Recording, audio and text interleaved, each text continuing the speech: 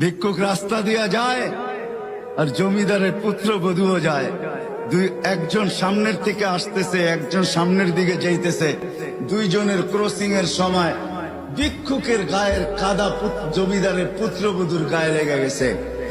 সে দুনিয়া আন্ধার করে ফেলছে, স্বামীকে টাইকা নিয়ে আসছে, বলছে ভিক্ষুক আমার কাপড় নষ্ট করে দিছে। সে শুধু ভিক্ষুক ছিল না, বৃদ্ধ ছিল। বৃদ্ধ ছিল না শুধু, জীর্ণ ছিল, শীর্ণ ছিল। শরীরে কাপড় ছিল না, ফাটা চিরা কাপড় ছিল। পায়ে জুতা ছিল না, পেটে ভাত ছিল না।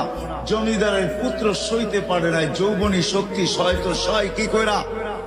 তার স্ত্রীর গায়ে ভিক্ষুকের কাদা, বস সমগ্র শক্তিকে হাতে জমা করা, একত্র করা বৃদ্ধের গালে বসায়।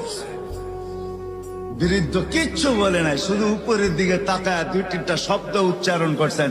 শব্দগুলা হলো ইয়া মাল্লাহ তারা হলো ওয়ুন, ও আল্লাহ চোখে দেখা যায় না। ও তারা কুল্লা শাই, তুই সব দেখিস। ফারা তারা মা বি, তুই কি দেখিস না আমার সাথে কি ঘটতেছে, এটা কি দেখিস না? বলতে দেরি যুবক, মরতে দেরি হয় নাই। জমিদার চলে আসছে, প্রতিশোধ নিবে। বৃদ্ধের একদিকে মুস্কি হাসি, একদিকে বলতেছে প্রেমের খেলা এমনই হয়।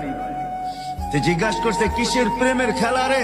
বলছে ওর প্রেমিকার গায়ে আমার কাদা লাগছে, পায়ের কাদা লাগছে, ও সইতে পারে নাই। যৌবনী শক্তি দিয়ে আমার বৃদ্ধ গালে বসায় দিছে। আমাকেও একজন ভালোবাসে, সেও সইতে পারে না, সেও সইতে পারে।